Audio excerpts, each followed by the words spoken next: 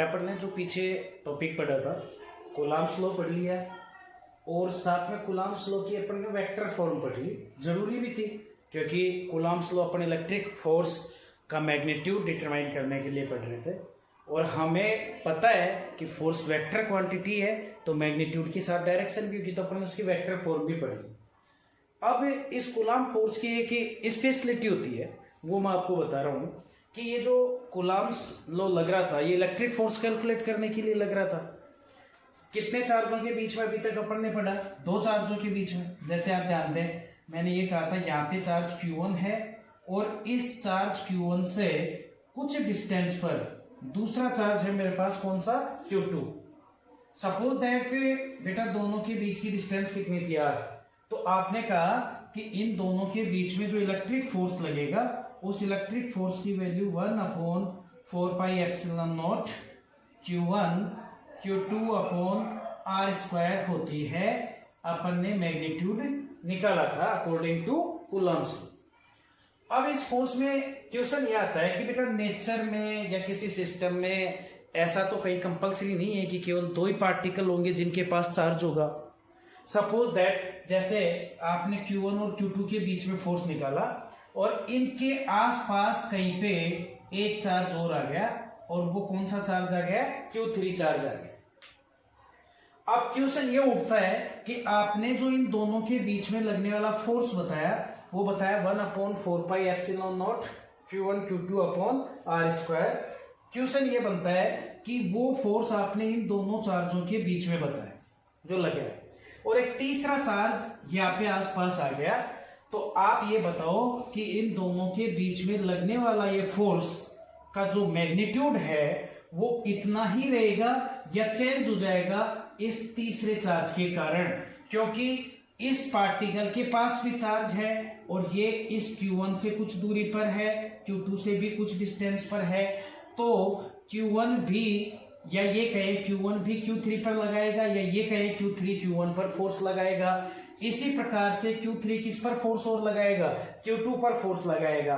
तो मैं ये पूछना चाह रहा हूं, सपोज दैट Q2 पार्टिकल पर Q1 भी फोर्स लगा रहा है, Q2 पार्टिकल पर Q3 भी फोर्स लगा रहा है।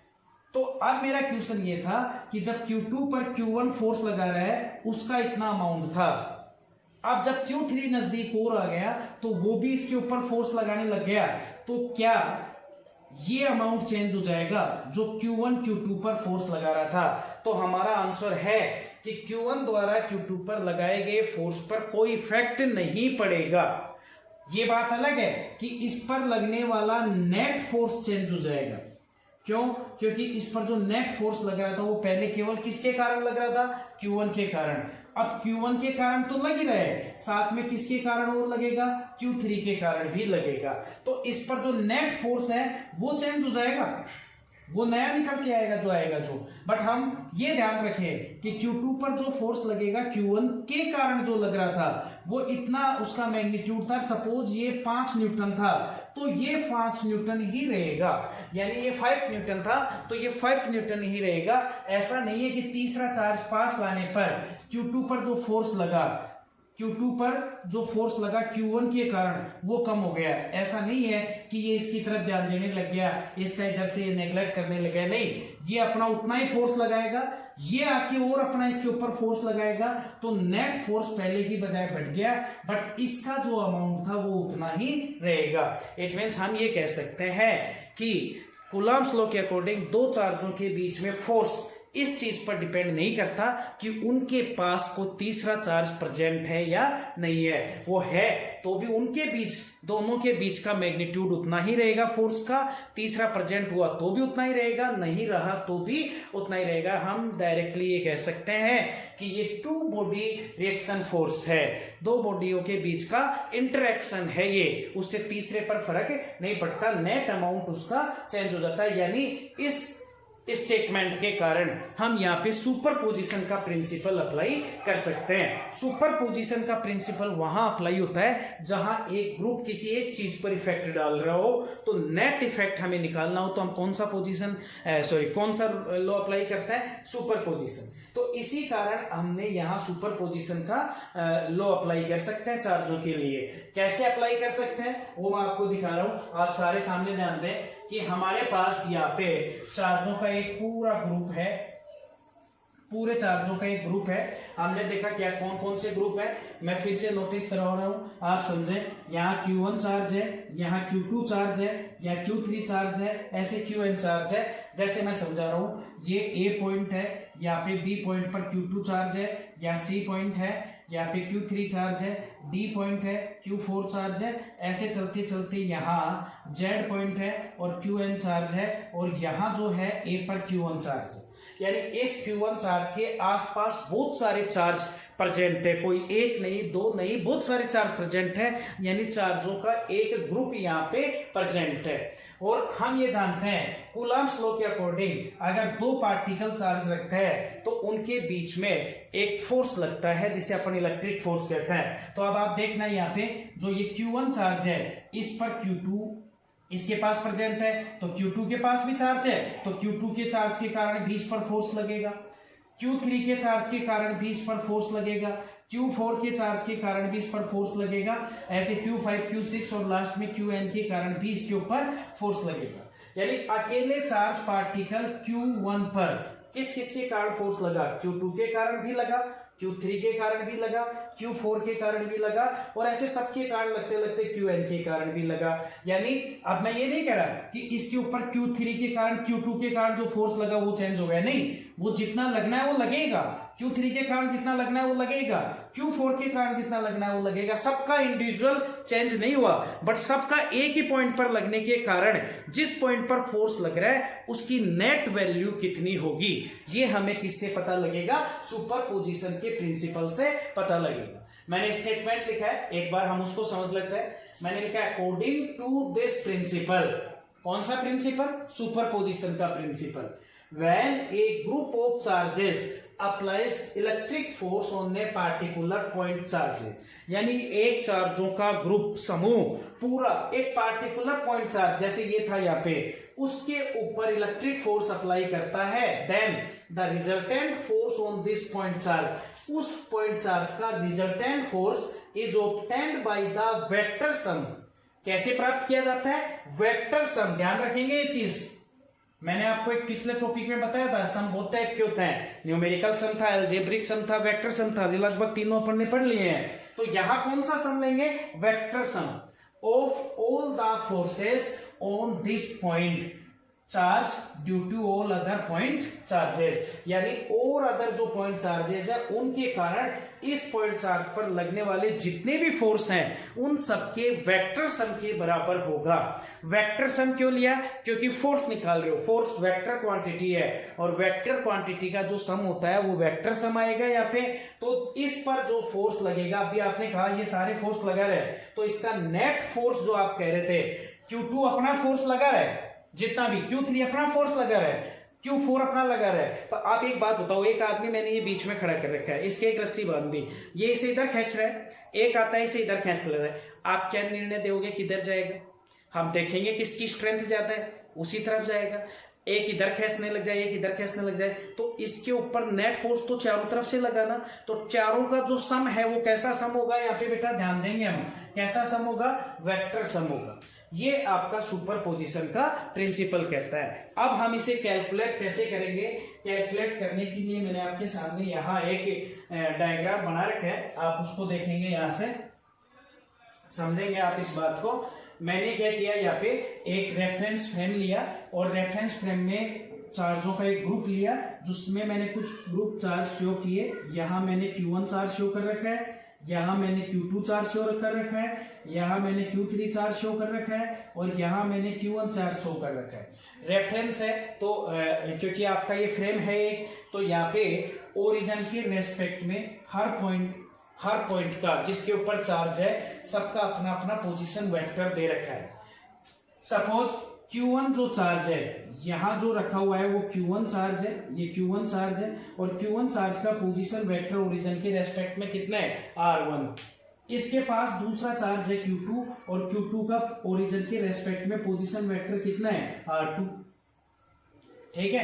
अब एक बात बताओ, जैसा यहाँ तक उतना ही है जैसा मैंने कल समझाया था। क्या कहा मैंने यहाँ पे कि यहाँ Q1 चार्ज है और यहाँ Q2 चार्ज है। पहले आप इसको समझें, मैंने ये बताया। अब पहले आप नॉर्मली बात बताए, कल मैंने समझाया था उसके तरीके से। हमें क्या निकालना है, हमें निकालना है Q2 फोर्स लगाए किस पर, Q1 पर। तो मैंने फोर्स की डायरेक्शन क्या बताई थी, दोनों को जोड़ने वाली लाइन, ये लाइन है जो दोनों को जोड़ रही है। फोर्स Q2 लगा रहा है किस पर, Q1 पर, तो इधर फोर्स लगाएगा। इट मींस ये फोर्स की डायरेक्शन। फोर्स को क्या लिखोगे, F किस पर लग रहा है, 1 पर, किसके कारण, 2, वेक्टर का साइन F12। ये मैंने यहाँ लिख रखा है, Q2 Q1 पर फोर्स लगा रहा है, क्या लिख रखा है मैंने, F12। डिस्टेंस कैसे लिखते हैं, हम कहाँ खड़े थे, Q2 पर, किधर देख रहे हैं, Q1, तो ये डायरेक्शन, और मैंने लिख दिया ये R, किसकी तरफ देख रहे हो, 1, कहां से, 2 से, तो R12 का वेक्टर। बताओ बेटा, दोनों चीजें समझ में आई। इसी टाइप से फिर ये Q3 है। अब Q3 से आप किस पर फोर्स लगा रहे हो, Q1, तो Q3 से लाइन ये जुड़ रही है और Q1 की तरफ लगेगा तो ये फोर्स लगेगा ऊपर की तरफ F13, और इसमें दोनों के बीच की डिस्टेंस मैंने क्या लिख दी, R13। ऐसे बेटा Qn और Q1 ये रहा, तो Qn इस पर फोर्स लगाया लाइन ज्वाइनिंग पर, इस तरफ बाहर की तरफ F1n, और दोनों को जोड़ रही है उस लाइन पर, इस तरफ जाएगा तो क्या लग रहा है, R1n। यहाँ पे डिस्प्लेसमेंट हो गया। तो मैंने सबके फोर्स लिख दिए। एक Q2 के कारण है F12, Q3 के कारण F13 और Qn के कारण F1n, और साथ में मैंने इनके क्या ले लिए, यहाँ पे डिस्टेंस ले लिए, जैसा जैसा पोजीशन वेक्टर दे रखा था। अब आप इसके अकॉर्डिंग आप एक बात समझे, मैं क्या करूंगा, क्या बताया मैंने, Q1 पर नेट फोर्स निकालना है। Q1 पर कौन कौन लगा रहा है, Q2, और कौन लगा रहा है, Q3, और कौन लगा रहा है, Qn। तो नेट फोर्स कैसे निकलेगा, सबका पहले इंडिविजुअल निकालो और फिर उनका क्या कर दो, वेक्टर सम। तो सबसे पहले मैंने देखो क्या लिखा, force on Q1 due to Q2। Q2 के कारण क्या कहा आपने उसको, F12 वेक्टर फॉर्म में। मैग्नीट्यूड कल मैंने समझाया था कूलॉम्स लॉ के अकॉर्डिंग 1/4 पाई एप्सिलॉन नॉट। मैं वैक्यूम मार के चल रहा हूं चार्जों के बीच में। Q1 पर निकालना है किसके कारण, Q2, तो Q1 Q2 अपॉन दोनों के बीच की डिस्प्लेसमेंट R12 वेक्टर है, वेक्टर का मैग्नीट्यूड लेंगे तो मोड लगा के स्क्वायर, डॉट लगा के अपन बीच में यानी मल्टीप्लाई में क्या लिखते हैं, यूनिट वेक्टर। और यूनिट वेक्टर के लिए आपको क्या लिखा जाएगा, R12। आपको पता ना इसी डायरेक्शन में, तो इस डायरेक्शन का डिस्प्लेसमेंट क्या है, R12, और यूनिट वेक्टर के लिए ऊपर क्या लग जाएगा, कैट। That is equation number first. Individual force आ गया किसका, Q2 का, किस पर लगाया गया, Q1 पर। इसी टाइप से हम क्या लिखेंगे, force on Q1 due to Q3। Q1 पर फोर्स किसके कारण, Q3 के कारण। अब उस फोर्स को आपने क्या नाम दे रखा है बेटा, आपने उसको नाम दे रखा है F13 is equal to 1/4 pi epsilon nought. अब बताओ किस पर फोर्स लग रहा है, Q1, तो मैंने लिखा बेटा Q1, किसके कारण लग रहा है, Q3, तो बेटा मैंने लिखा Q3 अपॉन Q1 और Q3 के बीच का डिस्प्लेसमेंट कितना है, R13 जो वेक्टर दे रखा है, तो मैंने लिखा R13 वेक्टर का मोड लेके स्क्वायर, क्योंकि मैग्नीट्यूड लेना है। यूनिट वेक्टर इसी की डायरेक्शन में ऊपर लग रहा है, तो यूनिट वेक्टर क्या लग जाएगा, R13 कैट। ये दूसरा फोर्स आ गया। अब हम यहां से लिख सकते हैं सिमिलरली, आगे तक चले अपन ऐसे ही। तो चौथे के कारण निकालेंगे तो F14, पांचवे के कारण निकालेंगे तो F15, छठे के कारण निकालेंगे तो F16, चलता जाएगा बेटा। अब हम लास्ट में कैसे निकालेंगे, force on Q1 due to Qn, last में Qn के कारण, तो हम उसको क्या लिखेंगे, F1n इज इक्वल टू, ये रहा Qn के कारण F1n, मैग्नीट्यूड लिखेंगे 1/4 pi epsilon not Q1 Qn R1n mode square dot R1n की कैट। ऐसे आप सबका निकालिए। अब आपने Q1 पर लगने वाला फोर्स सारा निकाल लिया, Q2 के कारण भी, Q3 के कारण भी, Qn के कारण भी, सब आ गए। अब हमें क्या करना है, सबका इंडिविजुअल पता लग गया, ये भी Q1 पर है, ये भी Q1 पर, ये भी Q1 पर ये Q2 चार्ज के कारण, ये Q3 के कारण और ये Qn के कारण। तो Q1 पर टोटल कितना हुआ, तो resultant is vector sum of all the forces. यानी ये जितने फोर्सेज आए उन सबके वेक्टर सम के बराबर क्या आएगा बेटा, रिजल्टेंट आएगा। इस तरीके से हम निकालेंगे। तो अब आप समझें, देन रिजल्टेंट फोर्स, मैं क्या कह रहा हूं यहाँ पे, then resultant force on Q1 charge vector F is equal to F12 vector F13 vector चलता जाएगा और लास्ट में F1n वेक्टर। सबके कारण हम क्या कर देंगे, इसको ऐड कर देंगे। Put the value from equation first, second and third. First equation से मैंने क्या लिखा, 1/4πε0 Q1 Q2 अपॉन R12 का स्क्वायर और R12 की कैप, पहली इक्वेशन से पुट कर दी। फिर F13 की जगह 1/4πε0 Q1 Q3 अपॉन R13 की कैप प्लस, चलता जाएगा बेटा ये एडिटिव। और लास्ट में मैं क्या लिखूंगा, F1n, ये F1n की वैल्यू थी तो मैंने इसको डायरेक्ट यूं कर दिया प्लस। ऊपर से मैं वापस मिटान देता हूं बेटा, स्पेस की कमी है इसलिए मेरे को ऊपर का मिटाना पड़ेगा। अब आप देखें इस तरीके से मैंने लिख दिया सबका, देखो F12 की, F13 की और F1n की सारी वैल्यू मैंने लिख दी। बीच में पार्ट आए बहुत सारे और चार्जों के, सबका कॉमन मैंने वेक्टर सम किया। अब आप मेरे को बताओ vector F is equal to कितना आएगा। सब में मेरे को क्या दिख रहा है, 1/4πε0 Q1 Q2, 1/4πε0 Q1 पर Q2 नहीं है Q3, यानी केवल Q1 कॉमन है और यहाँ भी Q1। तो मैंने क्या किया, 1/4πε0 और ऊपर Q1, तो इंटू Q1 का मतलब मैं इसको यूं लिख दूं, Q1/4πε0, ऊपर से Q1 नीचे से बच गया क्या, ये मैंने कॉमन ले लिया। पहले में देखो क्या बच गया, Q2 ऊपर और बटे R12 वेक्टर मॉड। तो मैंने क्या लिखा देखो, Q2 upon R12 vector mode square और R12 की कैप प्लस, दूसरे में क्या बच गया बेटा, Q3। तो मैंने लिखा Q3 upon R13 mode square R13 की कैप प्लस, चलता जाएगा। और लास्ट में मैंने क्या लिखा, यहाँ पे क्या बचा हुआ है, बच गया अपने पास QN और QN के साथ में क्या बचा हुआ है, R1N mode square dot R1N की कैप। ये चीजें अपने पास बच गई कॉमन आने के बाद में। अब लास्ट में अपन इसको देखो कैसे लिख सकते हैं, अपन इसको एक शॉर्ट फॉर्म में बना लेते हैं, बहुत बड़ा फॉर्मूला बन गया ये। तो उसके लिए हमें पता है यहाँ पे Q2 के बाद Q3 सीक्वेंसली आ रहे हैं, सबका अमाउंट हमें पता है, अलग अलग चार्ज आ रहा है। तो ऐसे जब सबकी वैल्यू पता हो, सीक्वेंसली आ रहा हो, तो उनका सम करने के लिए बेटा अपन क्या यूज करते हैं, ये सिंबल हम इसको समेशन के लिए यूज करते हैं, सिग्मा का सिंबल है ये। क्या लिखेंगे बेटा हम यहाँ पे देखो, जैसे मेरे को Q2 Q3 Qn इनको सबको सीक्वेंस फॉर्म में लिखना है, तो मैंने Q और Q के साथ एक सिंबल बना दिया I को मैं यहाँ डिफाइन करूंगा कि I is equal to 2 to n, मतलब 2 से चालू होगी, 2 के बाद 3 आएगा, 4 आएगा, 5 आएगा, 6 आएगा, n आएगा।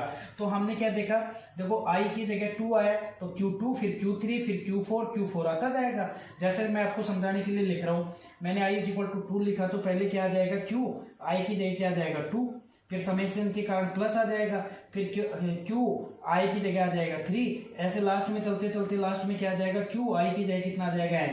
ये सीक्वेंस बन गई। नीचे वालों में अपन ने क्या देखा, वेक्टर लगा रखा है R1 सब में है तो 1 तो लिखा ही जाएगा, और 2 3 4 की जगह अपन फिर से क्या लिख सकते हैं, I और मोड लगाकर स्क्वायर डॉट R1 सबके साथ है, और फिर 2 3 की जगह अपन क्या लिख सकते हैं, I की कैप। इस तरीके से अपन ने ये पूरा जो फॉर्मूला था उसका शॉर्ट रूप लिख लिया।